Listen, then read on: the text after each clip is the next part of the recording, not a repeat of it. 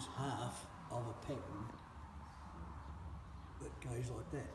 Yeah. Can you envisage that? Yeah. Mm-hmm. The full pattern is the hammerhead shark. Oh. So what would half a pattern be? Half a hammerhead. No, a whole lot of young ones, young hammerhead sharks. Oh. It's the family. It's talking about, this is here's about embracing all the people. Ah. Yeah, particularly the young people, eh? Yeah. I mean, if you think about it, if you're picking things pictorial or Yeah. in patterns, if you're using a pattern for the shark, and you want to, how am I going to show a young shark? Yeah. Oh, half a pattern. Yeah. Yeah. Yeah. And it's hard to pick up down the backbone there. Yeah. That pattern there, which would normally be in three colours, it makes it much easier to pick it up. Yeah. But in the middle part, see how there's one squirrel inside the other ones? Yeah. Can you pick up something that looks like a parrot's beak in there? It's in the red part of it, not the white, Yeah. between the two white bits. Yeah. So what that is all the parrots talking to one another Oh. and bringing the message in from out the front Yeah. to the people inside.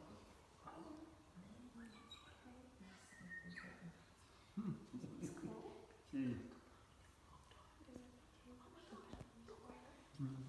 So Everything they're not just Decoration. to represent something. Yeah. And in this house, the same as in carving. I won't go into the full-winded story of why this is here, but in carvings, there's usually something that will tell you something about the person that it represents. Yeah. Like a warrior's probably holding a club or a taiaha or something or other. What's that fellow holding? Is it a fish hook? Yeah. So who's he likely to be? You heard of Marae? Yes. Maui. Yeah. Marae fished up the first- North Island? Yeah. Is this the first? Oh, Yeah. Now I don't know what the interpretation of that story is, but in my mind, it means he discovered it. Oh. Eh? So, because it's quite a poetic.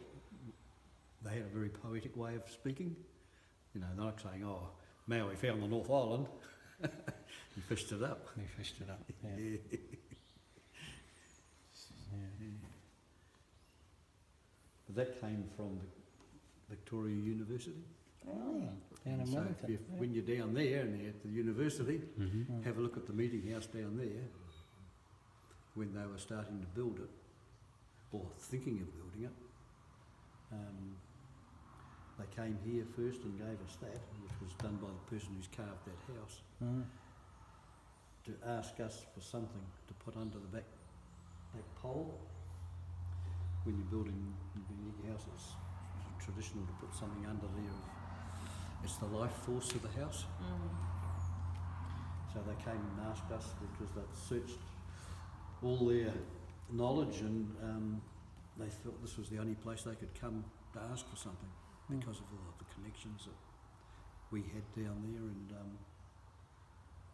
so what we did is we went up to the top of the ranges and got a big rock that's shaped like a square loaf of bread, plus a few other small ones. And then we arranged for Rangitane to bring some dirt from every marae around the district and meet here at about 5 o'clock in the morning. I think we met, might have been earlier, because we still had to go to Wellington and be there before sunrise. So it was maybe 3 o'clock in the morning we met here. And then so in a kitty, a woven basket, they put all these rocks and then they tipped all the dirt in. And they went down, and when they gave it over to the people to put in the hole, they said, "Well, this is the most precious thing we've got to give you, our land."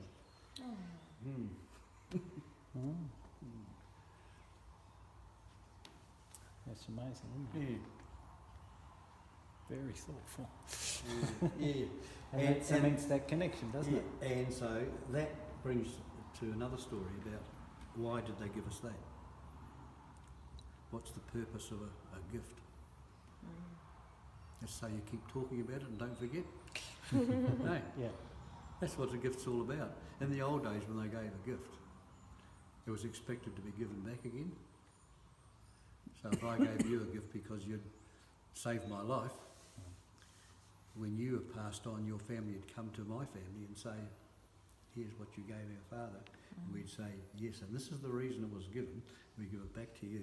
Yeah, and the story keeps And the story going. keeps on going and That's going. beautiful. Mm. Yeah. And that's what a gift is, isn't it? Mm. To keep it alive, the And feeling. that's why when you scratch your head and you think, heck, why have so many valuable artefacts, for want of a better name, ended up in European hands? Mm. They were given as gifts, but the Europeans didn't know they Didn't were give supposed it to give them back. That's Had to right. keep them. Yeah. Yeah, well, two cultures had totally different ideas of what a gift was. Exactly. Yeah. If it's a gift, you don't normally give it back. No. If it's chocolates, you eat them. Yeah, so the little explanations I hope help you understand the culture that was your culture.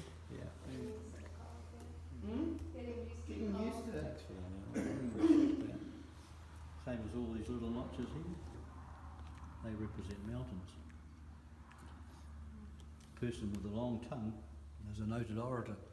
All little children like that, because it's their height. No, that's Kids love this. Yes, they hide. It's funny, the Irish, ancient Irish believed in the gift of speaking and an orator, and it's the same. And I'm seeing the parallels between some of those ancient civilizations with the Marae. Yeah. And same thing where they put a piece of something else that was meaningful under the house or at the door, and it's amazing how they all somehow cross back at another time Yes. Yeah. and come across the seas and little elements of Yeah, culture. these truths and the fact that the tongue that should loosen to speak, to move to people. Mm.